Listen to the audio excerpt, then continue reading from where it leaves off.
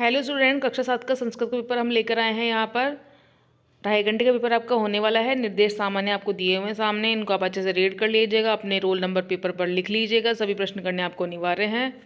ठीक है, जो उत्तर पुस्तिका दी गई है आपको उसी में आपको उत्तर लिखना है अपना। इसके अलावा प्रश्न का उत्तर लिखने से पूर्व उसका क्रमांक आप अवश्य चेक कर लीजिएगा। ठीक है, ये सारे इंस्ट्रक्शन थे। आगे बढ़ते हैं हम। पहला जो पार्ट है वह ऑप्शनल पार्ट, बहुविकल्पिक प्रश्न होने वाला है। संस्कृत हमको आती नहीं है, इसलिए हम आपको प्रश्न प्रश्न बताने वाले हैं। उत्तर आप इसका देख लीजिएगा और प्रश्न का भी आप स्क्रीनशॉट ले लीजिएगा। ठीक है। पश्यन्ति पश्यति पद की कौन सी धातु है? 4 ऑप्शन आपके सामने दिए हुए हैं, सही ऑप्शन आपको करना है। ठीक है।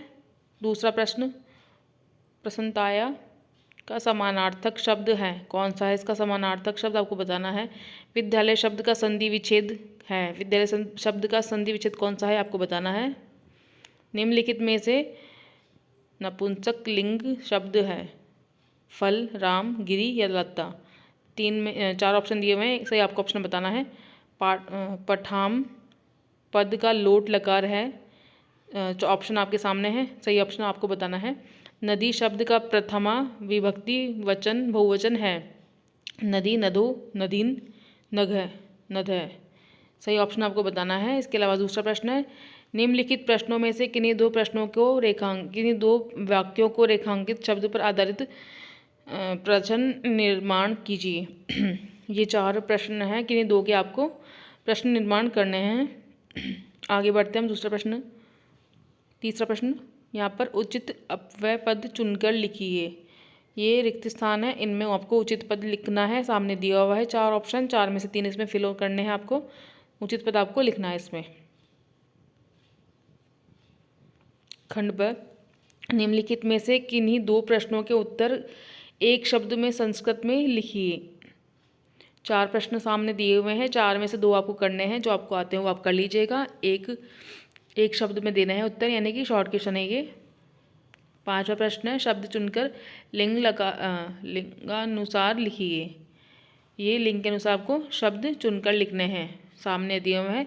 इनका पुल्लिंग, स्त्रीलिंग और नपुंसकलिंग आपको लिखना है। 6वां प्रश्न है, सही विलोम शब्द चुनकर लिखिए। ये 6 शब्द लिखे हुए हैं, इन 6 के आपको सही विलोम शब्द चुनकर लिखने हैं। ठीक है।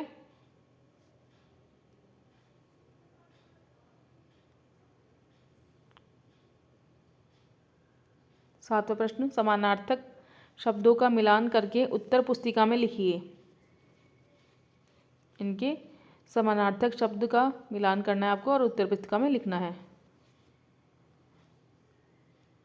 आगे बढ़ते हैं। 8वां प्रश्न, निम्नलिखित में से किन्हीं 3 प्रश्नों के उत्तर एक वाक्य में संस्कृत में लिखिए। ये प्रश्न है, इनमें से किन्हीं 3 की 6 प्रश्न है, 6 में से किन्हीं 3 के आपको उत्तर संस्कृत में लिखना है। 9वां प्रश्न है, अपनी पाठ्य पुस्तक में से कोई एक श्लोक लिखिए। श्लोक आपको तैयार करके जाना है। एक श्लोक जरूर पूछ जाएगा, कम से कम आपको 3-4 श्लोक याद करने हैं, क्योंकि एक श्लोक आपको लिखना है जो जो आपके प्रश्न पत्र में नहीं पूछा गया हो, वो वाला आपको लिखना है। इसके अलावा आपके प्रश्न पत्र पर पूछा भी जाएंगे, तो इसलिए आपकी वो रिपीट नहीं होनी चाहिए। तो इसलिए हम आपसे कहेंगे कि आप 3-4 श्लोक देख कर जाइएगा अच्छे से। हो सकता है जो आप याद करें उनमें से कोई भी श्लोक इसमें ना आए, इसलिए आप उसको लिख सकें। आगे बढ़ते हैं। निम्नलिखित गद्यांश का हिंदी अनुवाद लिखिए। 2 गद्यांश है, 2 में से आपको एक का अनुवाद लिखना है, जो आपको अच्छे से आते हैं वो आप लिख लीजिएगा।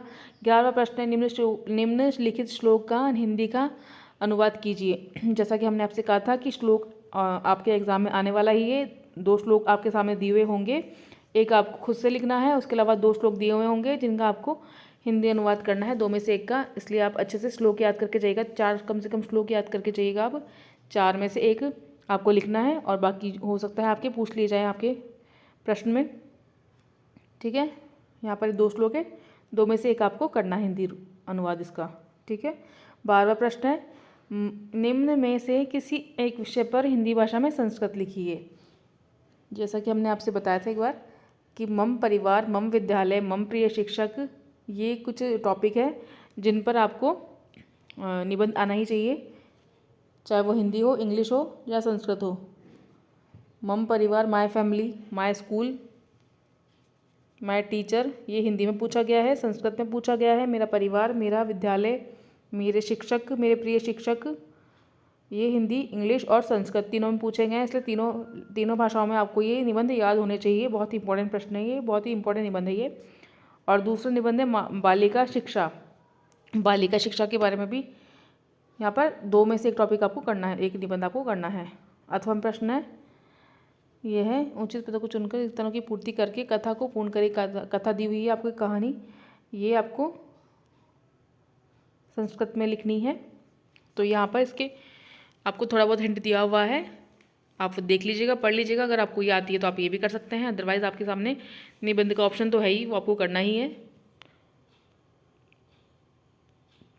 13वां प्रश्न है, आवश्यक कार्य हेतु 2 दिन का अवकाश लेने के लिए अपने प्रधानाध्यापक को प्रार्थना पत्र लिखिए।